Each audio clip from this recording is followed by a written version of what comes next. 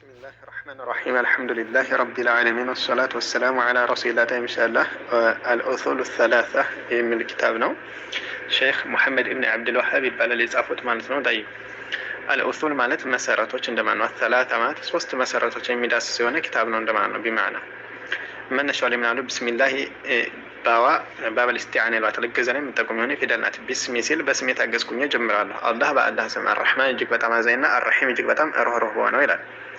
ኢዕለም ወቅ ረሂመከላህ አላህ ይዘንልህና ወቅ አንሁ ኢንሁ ቆይጅቡ ግድ ነው አለና በእኛ ላይ ተዓሉሙ መማሩና ማወቁ አርባዒ አራት ማለት ነው። መሳኢለ ነጥቦችን ማወቅ ግድ ነው ይላል። ወደፊት ሊያወሳ ነው።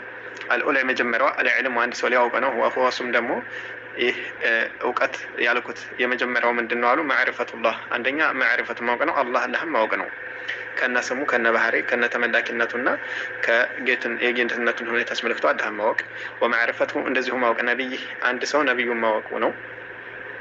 ሌላው ደግሞ ማዕሪፈቱ ማወቅ ነው ዲን الاسلام የእስልምና መመሪያውን ቢልአድለህ በማስረጃ ማለት ነው። በማስረጃ አንደኛ ከሰው ልጅ የሚጠበቅ ይሄ ነው አሉ። الثانية ሁለተኛው ደግሞ አንድ አካል ያውቀው የሚገባው ግዴታው አልዓመሉ መስራት ነው። በዚህ ባወቀው ነገር አንደኛው ዒልም ይቀደማል ከዛ ተግባር ማለት ነው። الثالثة ሶስተኛው الدعوة ጥሪ ማድረግ ይሄ ወደዚህ ወዳወቀው ነገር ሰውየው ጥሪ ማድረግ አለበት። الرابعة አራተኛው አስወብሩ ትግስት ማድረግ አለበት። አላ ላይ الأذى በሚመጣበት መከራ በዚህ በዲኑ ላይ በሚመጣበት መከራ ላይ ትግስት ማድረግ አለበት። ወደሊሉ ለዚህ ማስረጃው ቀውሉ ንግግር ነው። ተዓላ በላይ የሆነ ጌታ ቢስሚላሂ الرحمن الرحيم والعصر በጊዜያቱ እምላለሁ ኢነ الإنسان የሰው ልጅ እኮ ለፊ ውስጥ ነው ኹስር በኪሳራ ውስጥ ነው ኢለ الذين ኢለ ሲቀሩ الذين እነዚያ አመኑ ያመኑ የሆኑ አካላቶች ማለት ነው። ወአሚሉ የሰሩ አሷሊሐት መልካም ስራዎችን የሰሩ ወተዋሶ አደራ የተባባሉ ቢልሐቅ በእውነታ ይሲባል ወይ ማዕና ሐቅን ማለት ነው በማድረስ ወደ ሰዎችም ማለት ነው በመርዳት የሚሆን እንደዚሁ በዕልም በእውቀት በተለያዩ ነገር ሸሪዓው በሆኑ ጉዳዮች ላይ አደራ የተባባሉ ማለት ነው። ወተዋሶ እንደዚሁ አደራ የተባባሉ ቢስወብር በትዕግስት ማለት ነው። እንግዲህ እዚህ ጋር ቢማዕና ወተዋሶ ቢልሐቅ ሲል በሐቅ አደራ የተባባሉ ያኒ ዳዕዋ ሲያደርጉም በሐቅ ላይ ሐቀኛዋ በሆነችው ጎዳና ላይ ከቁርአንና ከሐዲስ ሐቁን በመናገር ማለት ነው። طيب قال الشافعي رحمه الله تعالى الشافعي የሚባሉት አለ ይዘንላቸውና እንደ ይላሉ قال الشافعي رحمه الله تعالى يبلغ نجت الله يزندتنا لو نور ما أنزل الله كو باورد نور حجة ما سرج على خلقه بفترانه لي ما سرج باورد نور إلا سكر هذه مالتنا الصورة مئراف ستكر يعني ولا أشهر متلوا بتشا مئراف ستكر إنجي ليلا نكو باورد نور عنده لما سرج نتأكد لك فتهم ببكتة نبريتشي يعني بمعنى عنده عند سو تكبر بياول نورو يتشراسو تبقوالي ከዚህ ውጭ ያሉት እንደው ይቅርና ይሄ ብቻ ራሱ ብዙ ነገር ማብቃቃት ይችላል ማለት ነው። وقال البخاري بخاري የሚባለው እንደዚሁ ሐዲስ ዘጋቢ رحمه الله تعالى ይብላዩ ነገታ ላይ ዘንበትና ምን ይላል ባቡን መግቢያ ነው አሉ። መግቢያ ነው ርዕስ ነው መግቢያ ነው አሉ። العلم እውቀት የሚባለው ነገር ማለት ነው ለየትኛውም ነገር መግቢያና መነሻ ነው አሉ። قبل በስተፊት አልቀውሊ ከመናገርና ወለዓመሊ ከመስራት በስተፊት ይላል። ወደሊሉ ማስረጃው ደግሞ ቀውሉ ተዓላ ለዚህ ማስረጃ አላህ ንግግር ነው አለ። ማን ቡኻሪ ምን ብሏል? አላህ ፈዕለም እወቅ ብሏቸዋል መልእክተኛውም ማለት ነው አለይሂ ሰላቱ ወሰላም አንሁ አይነሁ ጉዳዩ ላ ኢላሀ በሐቅ የሚገዙ ጌታ የለም ኢላላህ አንድ አላህ ሲቀር ወስተግፊር መሐርታን ጠይቅ ደግሞ ለዘንቢክ ለወንጀልህ ስላላቸው ማለት ነው። ፈበደአ ያው እዚህ ጋር እንግዲህ አላህ ሱብሓነሁ ወተዓላ እኮ ጀምሯል ቢልዕልሚ በእውቀት ነው የጀመረው። ቀብለ በስተፊት አለ ቀውሊ ከመናገርና ወለዓመሊ ከመስራት በስተፊት ምክንያቱም እዚህ ጋር ፈዕለም ሲል ዒልምን አስቀደመ። ተግባሩ የት ነው? ላኢላሀ ኢላላህ የሚለው ተግባር ነው። ወስተግፊር ሊዘንቢክ አሁን ይሄ ተግባር ነው። መሐርታን መጠየቅን ይመስል ለምሳሌ ዱዓ ማረኝ ምናምን ማለት ነው ይመስል አሁን ይሄ ምንድን ነው?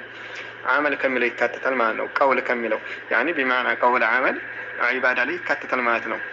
እንደዚሁ ላኢላሀ ኢላላህ የሚለው እንደዚህ አምልኮት ላይ ይካተታል። ላኪን ግን ከዚህ ሁሉ ምን እናስቀድማለህ? ዒልምን አስቀደመ ማለት ነው። ስለዚህ እውቀት የሚባለው ነገር ከየትኛውም ሁሉ ተቀዳሚ ይሰጠዋል ነው። طيب ኢንሻአላህ አንዳንድ ቃዒዳዎች ኢዕለም የሚለው መነሻው ላይ ብናይ እንግዲህ ዒልም የሚባለው ነገር ለሁለት ይከፈላል ያለው ዒልም አዶሪ ዒልመን ነዞሪ ብለው ማለት ነው። ዒልም አዶሪ ማለት ግዴታ ያለምንም ማስረጃና ጥናት የሚታወቅ የሆነ እውቀት አለ። ሁለተኛ ደግሞ ዒልም ነዞሪ በጥናት ማለት ነው። ጥናት አድርጎ ሰውየው በሕስ አድርጎ የሚያውቀው የሆነ እውቀት አለ ይላሉ። መሰለን ዒልም አዶሪ ማለት የአላህ ግኝነትን ይመስል አንድ ሰው ማመኑ ይሄ ጥናት አያስፈልግም ይላሉ። ይሄ የአህሉ ሱና ወልጀማዓ ቃኢዳ አካሄድ ምን ኡሱልህም ይሄ ነው። በቃ አላህ ግኝ ለመሆኑ ማለት ነው ጥናት በሕስ አያስፈልግም ብለዋል። طيب ልክ አንድ ሰው ይላሉ ሚሳል ሲሰጡ ሼኹል ዑሰይሚን ረሂመሁላህ አንድ ሰው እሳት እንደምታቃጥል ማለት ነው ጥናት አድርጌ አይልም። ማለት እሳት ማቃጠሏን ማንኛውም ሰው ማለት ነው ዒልመ ዶሪ ያኒ ግዴታ የሆነ እውቀት ያውቃታል። ጥናት ሳያደርግ እጁን ሳያስገባ ጣቱን ሳያስገባ በማየቱ ብቻ ይረዳታል እሳት የምታቃጥል መሆኗን። ልክ እንደዚህ የአላህ ሱብሓነሁ ወተዓላ ግኝነትና መኖር ዒልመ ዶሪ ነው። አንድ ሰው አይ ስለ አላህ መኖር ጥናት አድርጌ ነው ማምነው ምናምን አያስፈልግም፣ ወደዚህ አያስገባም ይላሉ። ይሄ አህሉ ሱና ወልጀማዓዎች አካር ነው። ዒልመ ነዙሪ ማለት ደግሞ ጥናታዊ የሆነ እውቀት ይሲባል ቢማዕና ስለ ጾም፣ ስለ ሶላት፣ ስለ ሐጅ አደራረግ ጥናት ተደርጎ ነው እነዚህ የሚታወቀው። ውስጥ ላይ አጥንቶ ሰውየው በሕስ አድርጎ ቁርአንና ሐዲስ ላይ ነው። طيب ሌላው እንደዚሁ العمل به عمل እንግዲህ በዚህ ባወቁን ነገር መስራት የሚለው ነው። ይሄ ግድ ነው። አንድ ሰው ባወቀው የማይሰራ ከሆነ ለምን በማን ይመሳሰላልና በይሁዶች ማለት ነው። ይሁዶች እውቀት አላቸው ላኪን ግን በእውቀታቸው አይሰሩበትም። ስለዚህ አንድ ሰው እውቀት ካለው ባወቀው ነገር መስራት አለበት ከይሁዶች ላለመመሳሰል። እንደዚሁ ደግሞ ያለ እውቀትም ስራ መስራት የለበትም በነሷራዎች እንዳይመሳሰል። ነሷራዎች እውቀት የለም ግን ዒባዳ እንሰራለን ይላሉ በእነሱ ቤት ማለት ነው። ያለ እውቀት የተሰራ ዒባዳ ምንድን ነው? የለም። ምክንያቱም ሽርክ የተለያየ ነገር ስለሚገባበት ፋይዳ ጥቅም የለውም ማለት ነው። ስለዚህ እውቀትም ተግባርም ተያይዘው መምጣት አለባቸው።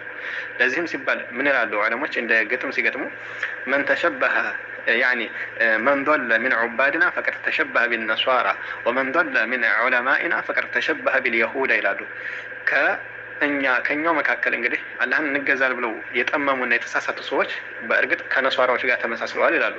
ومن ضل من علمائنا ከአዋቂዎቻችን ከምሁራኖቻችን ላይ ደግሞ የጠመሙ የሆኑ አካላቶች ፈቀድ ተሸበሀ ቢልየሁድ በይሁድ ተመሳስለዋል ይላሉ።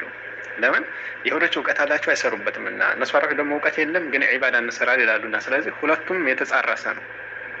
አንድ ሰው እውቀትና አመልን ማስከተል አለበት። ከዛም ደግሞ ዳዕዋ ወደዛ ነገር ማድረግ አለበት። ለምን? አንድ ሰው ባወቀው ማያሳውቅ ከሆነ ቅጣት ስላለው ማለት ነው። እውቀትን የደበቀ አልጀመሁላሁ ቢልጃም ሚነን ናር ሳሉ መልእክተኛ እርሰን በሐዲሳቸው በእሳት በሆነ ልጓም አላህ ይለጉመዋል። እውቀትን የደበቀ ክትማኑል ዒልም አይፈቀድም ማለት ነው። እውቀትን መደበቅ ማለት ነው ኢላ ሊመስለሐ ካልሆነ በስተቀር ማለት ነው። አንዳንድ ቦታ ላይ ለመስለሐ ለምሳሌ እንደ ምሳሌ ይሰጡ ምንድን ብለዋል? የሆነ ሰው ይላሉ መጣና በጣም ተቆጥቷል ፊቱ ይላሉ። ተቆጥቶ ሲመጣ ሰው መግደል እንዴት ነው በሸሪዓ እንደው በጀሃነም ያዘወትራል አያዘወትርም ቢል ይላሉ። ይዘና አሁን አይ ችግር የለውም ያው አላህ ሊመርህ ይችላል ከተባለ ጥሩ አይደለም። አሁን እንዲህ አይነት ሰው እውቀት መደበቅ አለበት። ለምን? ፊቱ ላይ ለምሳሌ የሰውየው እንደ ሁኔታው ይታያል። በጣም ተኮሻትሮ ከሆነ ምናልባት ሰው ሊገል ሊሆን ይችላል። ያ ሰውዬ አይ አላህ ይመርሃል ችግር የለውም ተብሎ ቢነገረው ምን አድርጋል? ሄዶ ሰው ሊገል ይችላል። እንደሚሳል ነው ይሄ። ስለዚህ አንዳንድ ጊዜ ወላሂ እውቀትን እንደየሁኔታው የሚደበቅበት ሁኔታ አለ። ግን ደግሞ ይህ ማለት እንደሚሳል እንደዚህ አይነት ነገር ዶረር በሚመጣበት ጉዳይ እንጂ ከዛ ውጭ ግን ለምሳሌ ተውሂድን አስመልክቶ ሽርክን አስመልክቶ ቢድዓና ሱናን አስመልክቶ ግን እውቀት አይደበቅም። ቢድዓም ቢድዓነቱን ይነገረዋል፣ ሽርክም ሽርክነቱን ይነገረዋል።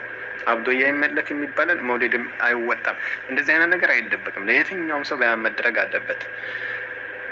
ሶብር የሚባለው ነገር ነው። ሌላው አሶብር ዑለሞች ለሶስት ከፍለውታል። ሶብሩን አላ ጧዓቲላህ፣ ሶብሩን አላ መሐሪሚላህ፣ ሶብሩን አላ አቅዳሪላህ። አንደኛ አላ ጧዓቲላህ አላህን በመታዘዝ ላይ መታገስ። አንድ ሰው አላህን ሲታዘዝ ብዙ መከራ ይመጣበታል፣ ብዙ ግፍና መከራ አለ። የዛኔ መታገስ አለበት። አሶብሩ አላ መሐሪሚላህ አላህ ክልክል ባደረገው ነገር ላይ ላለመውደቅ ነፍስያውን ማገት መሶበር አለበት። ብዙ ፈተና አለና የሰው ልጅ በብዙ ነገር ይፈተናል። የዛኔ አላህ ላለማመጽ መታገስ አለበት። ሌላው አሶብሩ አላ አቅዳሪላህ አላህ በወሰነው ውሳኔ ላይ ሰውየው መታገስ። ይህ ሲባል ቀደር በአጀል የተወሰነበት ውሳኔ ሲያገኘው እንዳይበሳጭ መውደድ አለበት። እነዚህ ሶስቱ። ሌላው እዚሁ ተያይዞ የምንይዘው አንድ አንኳር ነጥብ ቢኖር ምንድነው ሙሂም የሆነ ቃይዳ አንድ ሰው ይላል አላህ በመጣበት ነገር እናቱ ሊሞትበት ይችላል፣ ንብረቱ ሊጠፋ ይችላል፣ ልጅ ሊሞትበት ይችላል። የተለያየ አደጋ ቢያገኘው ይሄ አቅዳር የአላህ ውሳኔ ስለሆነ ይታገሳሉ። ከታገሰና ከወደደ አራት ጥቅም ነገራቶችን ያገኛል አሉ። እሱም አንደኛ የአላህ ውዴታ ያገኛል፣ ሁለተኛ ያጣውን ነገር አላህ ሱብሓነሁ ወተዓላ በመልካም ነገር ይተካለታል። ሶስተኛ ነፍስያውን ከመጉዳት ያድናል። አራተኛ በቀዷና ቀደር ያለው እምነት እየጠነከረ ይሄዳል ይላሉ።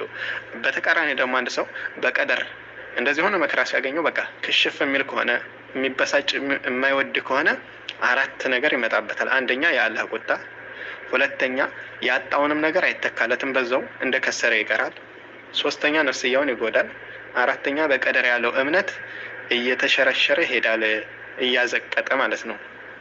ከዚህ አንፃር ትዕግስት ማድረግ የሚባለው ነገር ግድ ነው ይላሉ ዑለሞች ማለት ነው። طيب ሌላው ዋضح ነው ያኒ ማብራሪያ የሚያስፈልግ የለም። አሰላሙ አለይኩም ወራህመቱላሂ ወበረካቱ።